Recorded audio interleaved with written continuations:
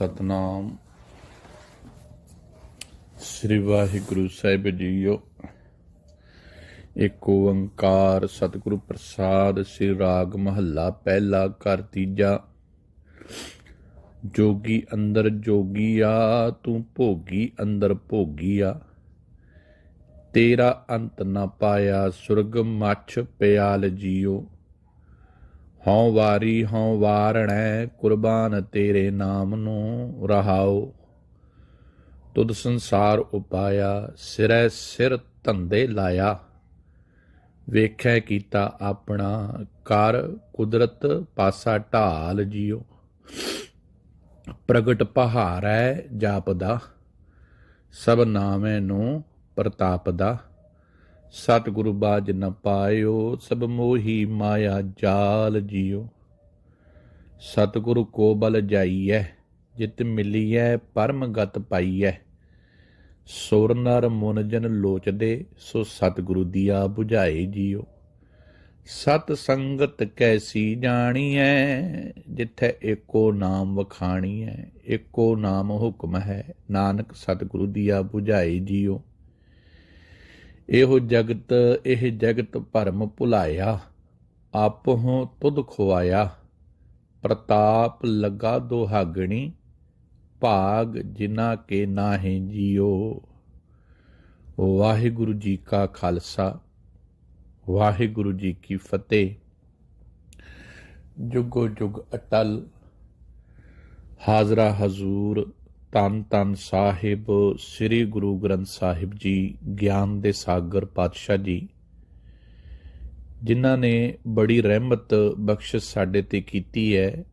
ਸਾਨੂੰ ਸਤਿਗੁਰੂ ਧੰਨ ਗੁਰੂ ਅਰਜਨ ਦੇਵ ਜੀ ਮਹਾਰਾਜ ਦੀ ਰਹਿਮਤ ਨਾਲ ਆਪਣੇ ਜੀਵਨ ਦੀ ਜੁਗਤੀਆਂ, ਆਪਣੇ ਜੀਵਨ ਜਾਚ ਨੂੰ ਸਿੱਖਣ ਵਾਸਤੇ ਸਾਨੂੰ ਧੰਨ ਗੁਰੂ ਗ੍ਰੰਥ ਸਾਹਿਬ ਜੀ ਦੇ ਲੜ ਗੁਰੂ ਜੀ ਲਾ ਕੇ ਗਏ ਨੇ। ਸਾਡੇ ਜੀਵਨ ਦਾ ਆਧਾਰ ਧੰਨ ਗੁਰੂ ਗ੍ਰੰਥ ਸਾਹਿਬ ਜੀ ਹੈ। ਇਸੇ ਕਰਕੇ ਸਤਿਗੁਰੂ ਜੀ ਨੇ ਸਾਨੂੰ ਗੁਰਬਾਣੀ ਦੇ ਨਾਲ ਜੁੜਨ ਦੀ ਹਮੇਸ਼ਾ ਤਾਕੀਦ ਕੀਤੀ ਹੈ। ਤੇ ਜਿਹੜਾ ਸਿੱਖ ਗੁਰਬਾਣੀ ਨੂੰ ਆਪ ਸਮਝਦਾ ਹੈ, ਆਪ ਵਿਚਾਰਦਾ ਹੈ, ਆਪ ਪੜ੍ਹਦਾ ਹੈ ਤੇ ਆਪਣੇ ਜੀਵਨ ਦੇ ਅੰਦਰ ਬਦਲਾਵ ਲੈ ਕੇ ਆਉਂਦਾ ਹੈ, ਤੇ ਦਿਨ ਪ੍ਰਤੀ ਦਿਨ ਉਹਦੇ ਜੀਵਨ ਦੇ ਵਿੱਚ ਸੱਚ ਦੀ ਖੁਸ਼ਬੂ ਆਉਣ ਲੱਗ ਪੈਂਦੀ ਹੈ। ਜਿਵੇਂ ਤੁਸੀਂ ਕਿਸੇ ਫੁੱਲ ਨੂੰ ਤੁਸੀਂ ਪਾਣੀ ਤੋਂ ਬਿਨਾਂ ਕਰ ਦਿਓ, ਉਹਦੀ ਜੜ੍ਹਾਂ ਦੇ ਵਿੱਚ ਪਾਣੀ ਨਾ ਪਾਓ, ਹੈ ਉਹ ਫੁੱਲ ਹੈ, ਪਰ ਹੌਲੀ ਹੌਲੀ ਉਹ ਫੁੱਲ ਸੜ ਜਾਵੇਗਾ।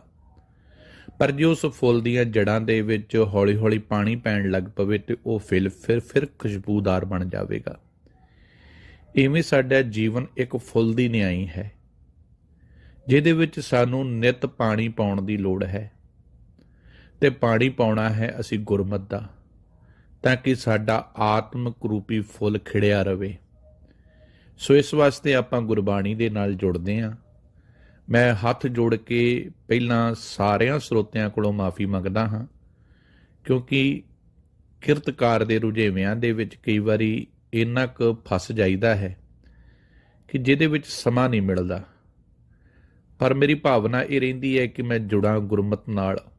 ਕੁਝ ਇਸ ਕਰਕੇ ਕਈ ਵਾਰੀ ਇਸ ਤਰੀਕੇ ਦਾ ਸੁਭਾਅ ਬਣ ਜਾਂਦਾ ਹੈ, ਕਿਉਂਕਿ ਗੁਰਬਾਣੀ ਦੀ ਵਿਚਾਰ ਕਰਨ ਵਾਸਤੇ ਆਤਮਿਕ ਤਲ ਤੇ ਸ਼ਾਂਤ ਹੋਣਾ ਬੜਾ ਜ਼ਰੂਰੀ ਹੈ। ਜਿਹੜੀ ਭੱਜ ਦੌੜ ਆ ਨਾ ਸੰਸਾਰ ਦੀ, ਇਹ ਮਨੁੱਖ ਦੀ ਆਤਮਾ ਨੂੰ ਸ਼ਾਂਤ ਨਹੀਂ ਹੋਣ ਦਿੰਦੀ। ਸੋ ਮੈਂ ਵੀ ਮਾਫੀ ਚਾਹੁੰਦਾ ਹਾਂ, ਇਸ ਰੁਝੇਵਿਆਂ ਦੇ ਵਿੱਚ ਫਸਣਾ ਪੈ ਗਿਆ, ਕਿਉਂਕਿ ਮਾਹੌਲ ਐਸਾ ਹੈ ਇੱਥੇ ਅਮਰੀਕਾ ਦਾ ਕਿ ਕਿਰਤ ਕਰਕੇ ਹੀ ਘਰ ਦਾ ਗੁਜ਼ਾਰਾ ਚੱਲਦਾ ਹੈ। ਕਥਾ ਮੇਰੇ ਜੀਵਨ ਦਾ ਆਧਾਰ ਹੈ, ਇਹ ਮੇਰੇ ਜੀਵਨ ਦਾ ਇੱਕ ਵਡਮੁੱਲਾ ਅੰਗ ਹੈ। ਇਸੇ ਕਰਕੇ ਇਹ ਮੇਰੀ ਹੌਬੀ ਹੈ, ਮੇਰਾ ਸ਼ੌਂਕ ਹੈ, ਤੇ ਮੈਂ ਇਹਦੇ ਵਿੱਚੋਂ ਰੋਜ਼ਾਨਾ ਸਿੱਖਦਾ ਹਾਂ, ਕੋਸ਼ਿਸ਼ ਕਰਦਾ ਰਹਿੰਦਾ ਹਾਂ। ਪਰ ਕਈ ਵਾਰੀ ਮਾਫੀ ਚਾਹੁੰਦਾ ਸੇਵਾ ਨਹੀਂ ਕਰ ਪਾਉਂਦਾ, ਪਰ ਕੋਸ਼ਿਸ਼ ਕਰੂੰਗਾ ਆਉਣ ਵਾਲੇ ਦਿਨਾਂ ਵਿੱਚ ਨਿਰੰਤਰ ਇਸ ਸੇਵਾ ਨੂੰ ਜਾਰੀ ਰੱਖੀਏ। ਭਾਵੇਂ ਅਸੀਂ ਪਹਿਲੇ 4 ਬੰਦਾਂ ਦੀ ਵਿਚਾਰੀ ਕਰੀਏ, ਪਰ ਜੁੜੇ ਰਹੀਏ। ਸੋ ਅੱਜ ਦਾ ਸ਼ਬਦ ਜੋ ਆਪ ਜੀ ਨੇ ਸਰਵਣ ਕੀਤਾ ਹੈ, ਸ੍ਰੀ ਗੁਰੂ ਗ੍ਰੰਥ ਸਾਹਿਬ ਜੀ ਦੇ ਪਾਵਨ ਅੰਕ ਨੰਬਰ 71 ਦੇ ਉੱਪਰ 71 ਤੇ ਸੁਭਾਇਮਾਨ ਹੈ। ਇਸ ਸ਼ਬਦ ਦਾ ਮੂਲ ਆਧਾਰ ਇੱਕ ਓੰਕਾਰ ਸਤਿਗੁਰੂ ਪ੍ਰਸਾਦ ਮੂਲ ਮੰਤਰ ਹੈ। ਮੂਲ ਮੰਤਰ ਦਾ ਮਤਲਬ ਬੇਸਿਕ ਫਾਰਮੂਲਾ, ਤੇ ਸਿੱਖ ਦਾ ਬੇਸਿਕ ਫਾਰਮੂਲਾ ਹੈ, ਸਿੱਖ ਨੇ ਜਿੰਨੀ ਵੀ ਵਿਚਾਰ ਸਮਝਣੀ ਹੈ, ਕਰਨੀ ਹੈ, ਇੱਕ ਅਕਾਲ ਪੁਰਖ ਵਾਹਿਗੁਰੂ ਨੂੰ ਆਧਾਰ ਬਣਾ ਕੇ ਕਰਨੀ ਹੈ। ਕਿਉਂਕਿ ਸਿੱਖ ਉਸ ਗੁਰੂ ਪਰਮਾਤਮਾ ਨੂੰ ਮੰਨਦਾ ਹੈ ਜੋ ਕੇਵਲ ਇੱਕ ਹੈ, ਜਿਹਦੇ ਵਿੱਚ ਕੋਈ ਨਸਲੀ ਵਿਤਕਰਾ ਨਹੀਂ, ਜਿਹਦੇ ਵਿੱਚ ਕੋਈ ਫਰਕ ਨਹੀਂ, ਕੋਈ ਭੇਦ ਨਹੀਂ, ਜੋ ਸਾਰੀ ਕਾਇਨਾਤ ਵਿੱਚ ਵਸਿਆ ਹੋਇਆ ਹੈ ਤੇ ਸਾਰੀ ਕਾਇਨਾਤ ਦਾ ਉਹ ਇੱਕ ਅੰਗ, ਕਾਇਨਾਤ ਉਹਦਾ ਇੱਕ ਅੰਗ ਹੈ ਤੇ ਉਹ ਕਾਇਨਾਤ ਨੂੰ ਚਲਾ ਰਿਹਾ ਹੈ। ਸਤ ਸਦਾ ਅਟਲ, ਸੱਚਾ ਗਿਆਨ ਹੀ ਉਹਦੇ ਤੱਕ ਲੈ ਕੇ ਜਾ ਸਕਦਾ ਹੈ। ਸਤਿਗੁਰੂ ਮਤਲਬ ਸੱਚ ਦਾ ਗਿਆਨ, ਜੋ ਅਗਿਆਨਤਾ ਦੇ ਅੰਧੇਰੇ ਨੂੰ ਮਿਟਾ ਕੇ ਤੁਹਾਡੇ ਅੰਦਰ ਸੱਚ ਦਾ ਚਾਨਣ ਕਰ ਦੇਵੇ। ਉਹਦੀ ਕਿਰਪਾ ਨਾਲ ਹੀ ਤੁਸੀਂ ਅਕਾਲ ਪੁਰਖ ਵਾਹਿਗੁਰੂ ਨੂੰ ਜਾਣ ਸਕਦੇ ਹਾਂ, ਸਮਝ ਸਕਦੇ ਹਾਂ। ਕਿਉਂਕਿ ਜਦ ਤੱਕ ਸੱਚ ਦਾ ਉਜਾਲਾ ਜੀਵਨ ਵਿੱਚ ਨਹੀਂ ਹੁੰਦਾ, ਤਦ ਤੱਕ ਅਸੀਂ ਰੱਬ ਨੂੰ ਵੀ ਵੰਡਦੇ ਰਵਾਂਗੇ। ਰੱਬ ਦੇ ਨਾਂ ਤੇ ਵੀ ਵੱਡੀਆਂ ਪੈਂਦੀਆਂ ਰਹਿਣਗੀਆਂ ਜੋ ਪੈ ਰਹੀਆਂ ਨੇ। ਹੁਣ ਸ਼ਬਦ ਦਾ ਜਿਹੜਾ ਸਿਰਲੇਖ ਹੈ, ਸ਼੍ਰੀ ਰਾਗ ਮਹੱਲਾ ਪਹਿਲਾ। ਰਾਗ ਸ਼੍ਰੀ ਰਾਗ ਹੈ ਤੇ ਧੰਨ ਗੁਰੂ ਨਾਨਕ ਪਾਤਸ਼ਾਹ ਜੀ ਦੇ ਪਾਵਨ ਮੁਖਾਰਬਿੰਦ ਤੋਂ ਉਚਾਰਨ ਕੀਤਾ ਹੋਇਆ ਪਾਵਨ ਸ਼ਬਦ ਹੈ। ਘਰ ਤੀਸਰਾ, ਤੀਸਰੇ ਘਰ ਦੇ ਵਿੱਚ ਇਹ ਮਰਦੰਗ ਵਜਾਉਣ ਦੀ ਹਦਾਇਤ ਹੈ। ਸਤਿਗੁਰੂ ਜੀ ਹੁਣ ਤਮਾਮ ਧਾਰਮਿਕ ਲੋਕਾਂ ਦੀ ਗੱਲ ਕਰਦੇ ਹਨ, ਸੰਸਾਰੀਆਂ ਦੀ ਵੀ, ਧਾਰਮਿਕ ਲੋਕਾਂ ਦੀ ਵੀ। ਇੱਥੇ ਜੋਗੀ ਦਾ ਮਤਲਬ ਹੈ ਜੁੜਨ ਵਾਲੇ, ਜੋਗੀ ਅੰਦਰ ਜੋਗੀਆਂ। ਇੱਥੇ ਜੋਗੀ ਦਾ ਮਤਲਬ ਹੈ ਜਿਹੜੇ ਜੁੜੇ ਹੋਏ ਨੇ, ਜੋ ਜੁੜਦੇ ਹਨ। ਸਤਿਗੁਰੂ ਕਹਿੰਦੇ ਜਦੋਂ ਸੰਸਾਰ ਦੇ ਵਿੱਚ ਨਿਗਾਹ ਮਾਰ ਕੇ ਵੇਖੀਏ ਤੇ ਬਹੁਤੇ ਲੋਕ ਐਸੇ ਵੀ ਮਿਲਦੇ ਹਨ ਜੋ ਪਰਮਾਤਮਾ ਨਾਲ ਜੁੜੇ ਹੋਏ ਹਨ, ਕਿਸੇ ਨਾ ਕਿਸੇ ਤਰੀਕੇ ਨਾਲ ਜੁੜ ਕੇ ਉਹ ਆਪਣੇ ਜੋ ਜੁੜਨ ਦਾ ਕਰਮ ਜਿਹੜਾ ਨਿਭਾ ਰਹੇ ਨੇ। ਜੋਗੀ ਅੰਦਰ ਜੋਗੀ ਆ, ਜਿਨ੍ਹਾਂ ਦਾ ਕੰਮ ਜੀਵਨ ਦੇ ਵਿੱਚ ਪਰਮਾਤਮਾ ਨਾਲ ਜੁੜਨਾ ਹੈ। ਤੇ ਸਾਹਿਬ ਕਹਿੰਦੇ ਨੇ ਮੈਂ ਇਹ ਵੇਖਦਾ ਹਾਂ, ਜੇ ਕੋਈ ਜੁੜ ਰਿਹਾ ਹੈ ਉਹ ਪਰਮਾਤਮਾ ਨਾਲ ਜੁੜ ਰਿਹਾ ਹੈ, ਅਕਾਲ ਪੁਰਖ ਵਾਹਿਗੁਰੂ ਦੇ ਨਾਲ ਜੁੜ ਰਿਹਾ ਹੈ, ਕਿਉਂਕਿ ਉਹਦੇ ਜੁੜਨ ਦੇ ਵਿੱਚ ਹੀ ਸਭ ਕੁਝ ਹੈ। ਕਿਉਂਕਿ ਜੁੜਨਾ ਹੀ ਪਰਮਾਤਮਾ ਦਾ ਅੰਗ ਹੈ, ਪਰਮਾਤਮਾ ਦਾ ਰੂਪ ਹੈ। ਜਿਹੜਾ ਮਨੁੱਖ ਜੁੜਨਾ ਜਾਣਦਾ ਹੈ ਉਹ ਪਰਮਾਤਮਾ ਨੂੰ ਹਰ ਜਗ੍ਹਾ ਵੇਖਦਾ ਹੈ। ਜੋਗੀ ਦਾ ਮਤਲਬ ਹੈ ਜੋ ਨਿਰੰਤਰ ਹਰ ਜ਼ਰਰੇ ਜ਼ਰਰੇ ਵਿੱਚ ਅਕਾਲ ਪੁਰਖ ਵਾਹਿਗੁਰੂ ਨੂੰ ਤੱਕ ਕੇ ਪਰਮਾਤਮਾ ਦੀ ਪਰਿਭਾਸ਼ਾ ਨੂੰ ਸਮਝਦਿਆਂ ਹੋਇਆਂ ਆਪਣੇ ਜੀਵਨ ਦੇ ਵਿੱਚ ਪਰਿਪੂਰਨ ਪਰਮਾਤਮਾ ਵਾਹਿਗੁਰੂ ਨੂੰ ਥਾਂ ਦਿੰਦਾ ਹੈ। ਤੂੰ ਭੋਗੀ ਅੰਦਰ ਭੋਗੀਆ। ਤੇ ਸਾਹਿਬ ਕਹਿੰਦੇ ਨੇ ਜਿਹੜੇ ਜੀਵ ਪਦਾਰਥ ਭੋਗ ਰਹੇ ਨੇ, ਇਹ ਭੋਗਣ ਵਾਲਾ ਵੀ ਅਕਾਲ ਪੁਰਖ ਵਾਹਿਗੁਰੂ ਜੀ ਤੂੰ ਹੀ ਹੈ। ਕਿਉਂਕਿ ਜੇ ਤੂੰ ਜੋਗੀਆਂ ਦੇ ਵਿੱਚ ਵਸਦਾ ਹੈ, ਜੁੜਨ ਵਾਲਿਆਂ ਦੇ ਵਿੱਚ ਹੈ, ਤੇ ਜਿਹੜੇ ਲੋਕ ਭੋਗ ਰਹੇ ਨੇ ਪਦਾਰਥ, ਇਹ ਵੀ ਤੇਰੇ ਹੁਕਮ ਦੇ ਵਿੱਚ ਹੀ ਭੋਗ ਰਹੇ ਹਨ, ਇਹਨਾਂ ਦੇ ਵਿੱਚ ਵੀ ਤੂੰ ਹੀ ਵਸਿਆ ਹੋਇਆ ਹੈ। ਦਰਅਸਲ ਗੱਲ ਪਤਾ ਕੀ ਹੈ, ਤੇਰਾ ਅੰਤ ਨਾ ਪਾਇਆ, ਤੇਰਾ ਕਿਸੇ ਨੇ ਵੀ ਅੱਜ ਤੱਕ ਅੰਤ ਨਹੀਂ ਪਾਇਆ। ਭਾਵੇਂ ਉਹ ਸੁਰਗਾਂ ਵਿੱਚ ਰਹਿਣ ਵਾਲੇ ਦੇਵਤੇ ਹੋਣ, ਭਾਵੇਂ ਮੱਛ, ਭਾਵੇਂ ਪਤਾਲਾਂ ਦੇ ਵਿੱਚ ਰਹਿਣ ਵਾਲੇ, ਧਰਤੀ ਉੱਤੇ ਰਹਿਣ ਵਾਲੇ ਭਾਵੇਂ ਜੀਵ ਜੰਤੂ ਹੋਣ, ਪਿਆਲ ਭਾਵੇਂ ਪਤਾਲਾਂ ਵਿੱਚ ਰਹਿਣ ਵਾਲੇ ਹੋਣ, ਕੋਈ ਵੀ ਇਹ ਦਾਅਵਾ ਨਹੀਂ ਕਰ ਸਕਦਾ ਕਿ ਅਸੀਂ ਪਰਮਾਤਮਾ ਵਾਹਿਗੁਰੂ ਜੀ ਦਾ ਅੰਤ ਪਾ ਲਿਆ ਹੈ। ਹਉ ਵਾਰੀ ਹਉ ਵਾਰਣੈ, ਕੁਰਬਾਨ ਤੇਰੇ ਨਾਮ ਨੂੰ। ਸਾਹਿਬ ਜੀ ਕਹਿੰਦੇ ਮੈਂ ਤੇ ਸਦਕੇ ਜਾਨਾ, ਇਹ ਰਹਾਉ ਦੀਆਂ ਪੰਕਤੀਆਂ ਨੇ। ਮੈਂ ਸਦਕੇ ਜਾਨਾ ਹਾਂ, ਬਲਿਹਾਰਨੇ ਜਾਨਾ ਹਾਂ ਤੇਰੇ ਨਾਮ ਤੋਂ। ਨਾਮ ਮਤਲਬ ਤੇਰੇ ਗਿਆਨ ਤੋਂ, ਤੇਰੀ ਸਮਝ ਤੋਂ। ਕੋਈ ਇਹ ਨਹੀਂ ਕਹਿ ਸਕਦਾ ਕਿ ਰੱਬ ਨੂੰ ਜੋ ਮੈਂ ਜਾਣ ਲਿਆ ਹੈ ਬਸ ਇਹੀ ਲਾਸਟ ਹੈ। ਪਰਮਾਤਮਾ ਅਥਾਹ ਗਹਿਰਾ ਹੈ, ਅਥਾਹ ਡੂੰਘਾ ਹੈ। ਜਿਹੜਾ ਜਿਵੇਂ ਜਿਵੇਂ ਪਰਮਾਤਮਾ ਨੂੰ ਜਾਣਦਾ ਹੈ, ਸਮਝਦਾ ਹੈ, ਉਹਦੇ ਵਿੱਚ ਲੀਨ ਹੁੰਦਾ ਜਾਂਦਾ ਹੈ। ਤੁਧ ਸੰਸਾਰ ਉਪਾਇਆ, ਹੇ ਪ੍ਰਮਾਤਮਾ ਜੀ ਤੂੰ ਹੀ ਇਸ ਜਗਤ ਨੂੰ ਪੈਦਾ ਕੀਤਾ ਹੋਇਆ ਹੈ। ਸਾਰਾ ਸੰਸਾਰ, ਕੋਈ ਲੋਕ ਐਸੇ ਕਹਿ ਰਹੇ ਹਨ, ਸਾਹਿਬ ਜੀ ਉਹਨਾਂ ਲੋਕਾਂ ਦੀ ਗੱਲ ਕਰਦੇ, ਕਹਿੰਦੇ ਕੁਝ ਐਸਾ ਕਹਿੰਦੇ ਹਨ ਕਿ ਇਹ ਸਾਰਾ ਸੰਸਾਰ ਉਸ ਪਰਿਪੂਰਨ ਪ੍ਰਮਾਤਮਾ ਨੇ ਆਪ ਹੀ ਬਣਾਇਆ ਹੈ। ਸਿਰੇ ਸਿਰ ਧੰਦੇ ਲਾਇਆ। ਹਰੇਕ ਜੀਵ ਆਪੋ ਆਪਣੇ ਧੰਦਿਆਂ ਦੇ ਵਿੱਚ ਲੱਗੇ ਹੋਏ ਹਨ। ਜੋ ਇਸ ਧਰਤੀ ਤੇ ਹੈ ਉਹ ਕੋਈ ਨਾ ਕੋਈ ਕਿਰਤ ਕਰ ਰਿਹਾ ਹੈ, ਕੰਮਕਾਰ ਕਰ ਰਿਹਾ ਹੈ, ਆਪਣੇ ਮਾਇਆ ਦੀ ਉਪਜੀਵਕਾ, ਆਪਣੇ ਜੀਵਨ ਨੂੰ ਚਲਾਉਣ ਵਾਸਤੇ ਆਪੋ ਆਪਣੇ ਧੰਦਿਆਂ ਦੇ ਵਿੱਚ ਰੁੱਝੇ ਹੋਏ ਹਨ। ਵੇਖਿਆ ਕੀਤਾ ਆਪਣਾ, ਕਰ ਕੁਦਰਤ ਪਾਸਾ ਢਾਲ ਜਿਓ। ਕੁਝ ਐਸਾ ਕਹਿ ਰਹੇ ਹਨ ਕਿ ਤੂੰ ਪਰਮਾਤਮਾ ਦੀ ਕੁਦਰਤ ਨੂੰ ਰਚ ਕੇ ਤੂੰ ਆਪ ਹੀ ਇਹ ਸਾਰੀ ਚੌਪੜ ਦੀ ਖੇਲ ਰਚਾਈ ਹੋਈ ਹੈ ਤੇ ਜਿਹਦੇ ਵਿੱਚ ਖਿਡਾਰੀ ਬਿਠਾਏ ਹੋਏ ਹਨ। ਅਸੀਂ ਸਾਰੇ ਉਹਦੇ ਹੱਥ ਦੇ ਕਠਪੁਤਲੀਆਂ ਹਾਂ। ਉਹ ਜਿਵੇਂ ਨਚਾਉਂਦਾ ਹੈ ਤਿਵੇਂ ਅਸੀਂ ਨੱਚਦੇ ਹਾਂ। ਉਹ ਆਪ ਹੀ ਇਹ ਸਾਰਾ ਸੰਸਾਰ ਸਜਾ ਕੇ, ਸਾਰੇ ਜੀਵ ਜੰਤੂਆਂ ਨੂੰ ਬਣਾ ਕੇ, ਉਹਨਾਂ ਦੀ ਇਸ ਖੇਡ ਨੂੰ, ਇਸ ਤਮਾਸ਼ੇ ਨੂੰ ਵੇਖ ਰਿਹਾ ਹੈ। ਪ੍ਰਗਟ ਪਹਾੜੈ ਜਾਪਦਾ, ਪਰਮਾਤਮਾ ਇਸ ਦਿਸਦੇ ਜਗਤ ਪਸਾਰੇ ਵਿੱਚ ਵਸ ਰਿਹਾ ਹੈ। ਦਿਸਦੇ ਪਸਾਰੇ ਵਿੱਚ, ਪ੍ਰਗਟ ਪਹਾੜੇ ਮਤਲਬ ਜੋ ਅੱਖਾਂ ਨਾਲ ਵੇਖਿਆ ਜਾ ਰਿਹਾ ਹੈ, ਜੋ ਕੁਝ ਸੰਸਾਰ ਵਿੱਚ ਨਜ਼ਰ ਆ ਰਿਹਾ ਹੈ, ਜੋ ਅਸੀਂ ਵੇਖ ਰਹੇ ਹਾਂ, ਉਹਦੇ ਵਿੱਚ ਪਰਮਾਤਮਾ ਜੀ ਦਾ ਵਾਸਾ ਹੈ। ਸਭ ਨਾਮੈ ਨੋ ਪ੍ਰਤਾਪ ਦਾ, ਤੇ ਕਹਿੰਦੇ ਦੁਨੀਆ ਦੇ ਵਿੱਚ ਹਰ ਮਨੁੱਖ ਉਸ ਨਾਮ ਦੀ ਪ੍ਰਾਪਤੀ ਕਰਨ ਵਾਸਤੇ ਰੁੱਝਾ ਹੋਇਆ ਹੈ। ਇਸੇ ਕਰਕੇ ਤੁਸੀਂ ਦੇਖੋ, ਨਾਮ ਦੇ ਨਾਂ ਦੇ ਉੱਤੇ ਬੜੀ ਵਿਚਾਰ ਚਰਚਾ ਹੈ। ਨਾਮ ਕਿਵੇਂ ਜਪਣਾ ਹੈ, ਨਾਮ ਨੂੰ ਕਿਵੇਂ ਆਰਾਧਣਾ ਹੈ। ਬੜੀਆਂ ਹੱਟੀਆਂ ਚੱਲਦੀਆਂ ਹਨ, ਦੁਕਾਨਾਂ ਵੀ ਚੱਲਦੀਆਂ ਹਨ ਨਾਮ ਨੂੰ। ਹਰ ਮਨੁੱਖ ਦੇ ਅੰਦਰ ਨਾਮ ਜਪਣ ਦੀ ਲਾਲਸਾ ਹੈ ਜਾਂ ਨਾਮ ਜਪਣ ਦੀ ਇੱਛਾ ਹੈ। ਸਭ ਕਹਿੰਦੇ ਹਰ ਕੋਈ ਪਰਮਾਤਮਾ ਨੂੰ ਪਾਉਣਾ ਚਾਹੁੰਦਾ ਹੈ, ਉਹਦੇ ਨਾਮ ਨੂੰ ਜਪਣਾ ਚਾਹੁੰਦਾ ਹੈ, ਤਾਂਘ ਰੱਖਦਾ ਹੈ ਉਹਦੇ ਨਾਮ ਨੂੰ ਜਪਣ ਦੀ। ਪਰ ਸਤਿਗੁਰੂ ਬਾਝ ਨਾ ਪਾਇਓ, ਪਰ ਸੱਚ ਦੇ ਗਿਆਨ ਤੋਂ ਬਿਨਾਂ। ਸੱਚ ਦਾ ਗਿਆਨ ਸਮਝੋ। ਸੱਚ ਕੀ ਹੈ? ਜੋ ਬਦਲਿਆ ਨਹੀਂ ਜਾ ਸਕਦਾ। ਇੱਕ ਤਰੁੱਥ ਆ ਮੈਨ ਮੇਡ, 2 into 2 = 4। ਇਹ ਮੈਨ ਮੇਡ ਤਰੁੱਥ ਆ। ਹੋ ਸਕਦਾ ਕੱਲ ਨੂੰ ਇਸ ਦੇ ਵਿੱਚ ਬਦਲਾਵ ਆ ਜਾਏ, ਕੋਈ ਹੋਰ ਐਗਜ਼ਾਮਪਲ ਆ ਜਾਵੇ ਤੇ ਇਹ ਤੋਂ ਬਦਲਿਆ ਜਾ ਸਕਦਾ ਹੈ।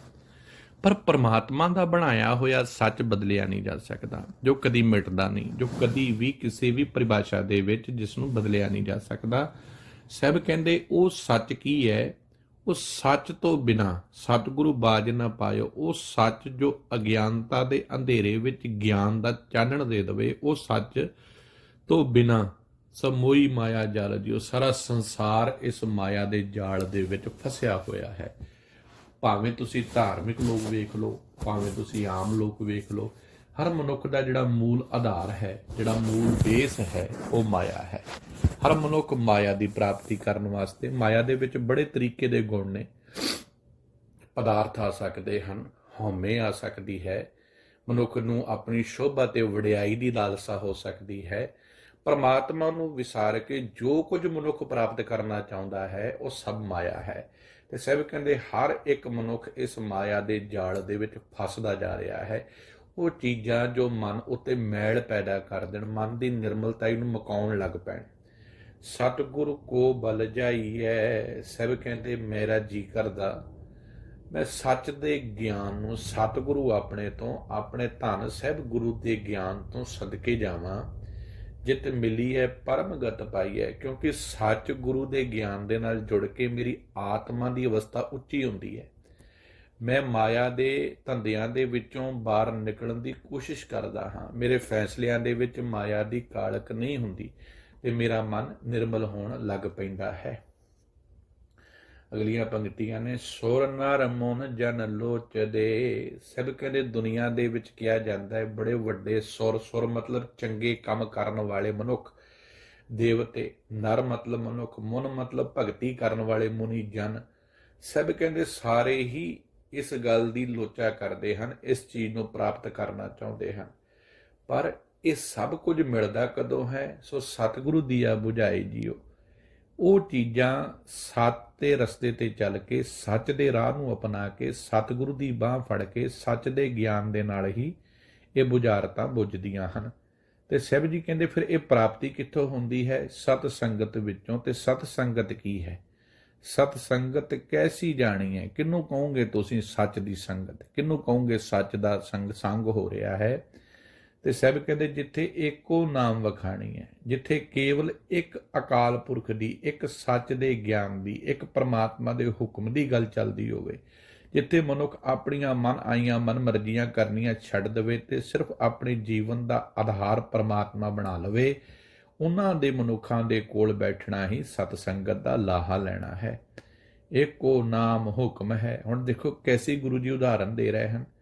ਨਾਮ ਦੀ ਪਰਿਭਾਸ਼ਾ ਨੂੰ ਸਾਡੇ ਸਾਹਮਣੇ ਰੱਖ ਰਹੇ ਹਨ ਕਿ ਨਾਮ ਕੇਵਲ ਚੌਂਕੜੇ ਮਾਰ ਕੇ, ਲਾਈਟਾਂ ਬੰਦ ਕਰਕੇ, ਅੱਖਾਂ ਮੀਟ ਕੇ, ਉੱਚੀ ਉੱਚੀ ਵਾਹਿਗੁਰੂ ਵਾਹਿਗੁਰੂ ਕਰਕੇ ਨਾਮ ਜਪਣਾ ਨਹੀਂ। ਇਹ ਨਾਮ ਜਪਣ ਦਾ ਇੱਕ ਅੰਗ ਹੋ ਸਕਦਾ ਹੈ, ਪਰ ਨਾਮ ਜਪਣਾ ਕੀ ਹੈ? ਉਹਦੇ ਹੁਕਮ ਨੂੰ ਮੰਨਣਾ, ਉਹਦੇ ਭਾਣੇ ਨੂੰ ਮੰਨ ਲੈਣਾ, ਉਹਦੀ ਰਜ਼ਾ ਦੇ ਵਿੱਚ ਤੁਰ ਪੈਣਾ। ਸਾਡਾ ਤੇ ਹੁਕਮ ਇਵੇਂ ਹੈ, ਅਸੀਂ ਆਪਣੇ ਹੁਕਮ ਦੀ ਚਾਲ ਬਦਲਦੇ ਰਹਿੰਦੇ ਹਾਂ। ਸਾਡੇ ਘਰ ਖੁਸ਼ੀ ਆ ਜਾਏ ਤੇ ਉਦੋਂ ਵੀ ਸਾਡਾ ਹੁਕਮ ਚੱਲਣਾ ਚਾਹੀਦਾ ਹੈ, ਤੇ ਸਾਡੇ ਘਰ ਗਮੀ ਆ ਜਾਏ ਉਦੋਂ ਵੀ ਸਾਡਾ ਹੀ ਹੁਕਮ ਚੱਲਣਾ ਚਾਹੀਦਾ ਹੈ। ਇਸੇ ਕਰਕੇ ਮੈਂ ਕਈ ਵਾਰੀ ਕਹਿਣਾ ਹੁੰਦਾ, ਗੁਰਦੁਆਰਿਆਂ ਵਿੱਚ ਤੁਸੀਂ ਨਿਗਾਹ ਮਾਰ ਕੇ ਵੇਖੋ, ਜਿੱਥੇ ਗੁਰੂ ਦਾ ਹੁਕਮ ਚੱਲਣਾ ਚਾਹੀਦਾ ਹੈ ਉੱਥੇ ਮਨੁੱਖ ਦਾ ਹੁਕਮ ਚੱਲਦਾ ਹੈ। ਅੱਜ ਮੇਰੇ ਪੁੱਤ ਦਾ ਆਨੰਦ ਕਾਰਜ ਹੈ, ਤੇ ਅੱਜ ਜਿੰਨੇ ਵੀ ਪ੍ਰੋਗਰਾਮ ਹੋਣਗੇ, ਜੋ ਕੁਝ ਹੋਣਗੇ, ਮੇਰੇ ਹੁਕਮ ਦੇ ਮੁਤਾਬਕ ਹੋਣਗੇ। ਭਾਈ ਜੀ ਅਰਦਾਸ ਵੀ ਮੇਰੇ ਹੁਕਮ ਦੇ ਮੁਤਾਬਕ ਕਰਨਗੇ, ਹੁਕਮਨਾਮਾ ਵੀ ਮੇਰੇ ਹੁਕਮ ਦੇ ਮੁਤਾਬਕ ਲਿਆ ਜਾਵੇਗਾ।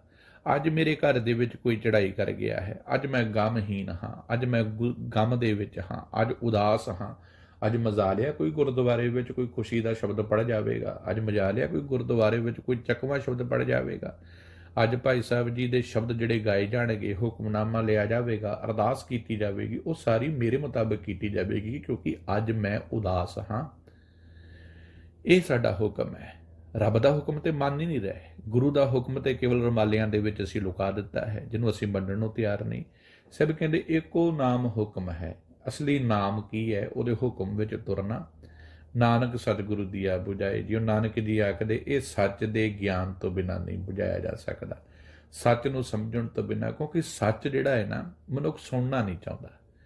ਕਿਸੇ ਦੇ ਮੂੰਹ ਤੇ ਤੁਸੀਂ ਸੱਚ ਕਹਿਣਾ ਚਾਲੂ ਕਰ ਦਿਓ, ਬੰਦਾ ਪਿੱਟਣ ਲੱਗ ਪਵੇਗਾ, ਕਿਉਂਕਿ ਉਹ ਸੱਚ, ਭਾਵੇਂ ਮੈਂ ਵੀ ਹਾਂ, ਤੁਹਾਡੀਆਂ ਕਮਜ਼ੋਰੀਆਂ ਕੋਈ ਤੁਹਾਡੇ ਸਾਹਮਣੇ ਰੱਖਣ ਲੱਗ ਪਵੇ, ਸਾਡੀਆਂ ਕਮਜ਼ੋਰੀਆਂ ਰੱਖਣ ਲੱਗ ਪਵੇ, ਅਸੀਂ ਪਿੱਟਣ ਲੱਗ ਪੈਂਦੇ ਹਾਂ। ਪਰ ਸਤਿਗੁਰੂ ਦੇ ਨਾਲ ਹੀ ਇਹ ਬੁਝਾਰਤ ਬੁੱਝੀ ਜਾ ਸਕਦੀ ਹੈ। ਸਭ ਕਹਿੰਦੇ ਬਾਕੀ ਕੀ ਹੋ ਰਿਹਾ ਹੈ? ਇਹ ਜਗਤ ਭਰਮ ਭੁਲਾਇਆ, ਇਹ ਸਾਰਾ ਜਗਤ ਇਸ ਮਾਇਆ ਦੀ ਭਟਕਣਾ ਦੇ ਵਿੱਚ ਖੁੱਭਾ ਹੋਇਆ ਹੈ, ਜੀਵਨ ਦੇ ਰਾਹ ਤੋਂ ਭਟਕਿਆ ਹੋਇਆ ਹੈ, ਤੇ ਇਹ ਸਾਰੀ ਜ਼ਿੰਦਗੀ ਮਨੁੱਖ ਦੀ ਮਾਇਆ ਦੀ ਦੌੜ ਦੇ ਵਿੱਚ ਲੱਗੀ ਹੋਈ ਹੈ। ਆਪੋਂ ਤੁਧ ਖਵਾਇਆ। ਸਭ ਕਹਿੰਦੇ ਤੂੰ ਆਪ ਹੀ ਆਪਣੇ ਆਪ ਨੂੰ ਇਸ ਮਾਇਆ ਦੇ ਪਸਾਰੇ ਵਿੱਚ ਪਸਾਰਿਆ